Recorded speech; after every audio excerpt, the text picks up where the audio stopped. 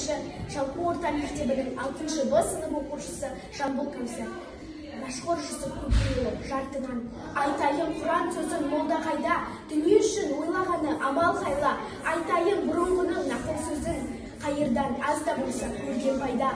Дүние өтер бәйгатындай желіп шауып, шөп шығар тақыр жерде жаңбыр жауып, бір жаяу жолаушы боп келе жаттым, бір сандық жарқыраған алды тауып.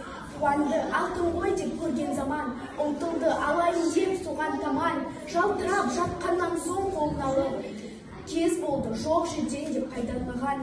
Сандықтың ала-сала аузын ашты, сап-сары көрді ішінен алтын тасты, жоқ жерден берді ғой деп Құдай маған.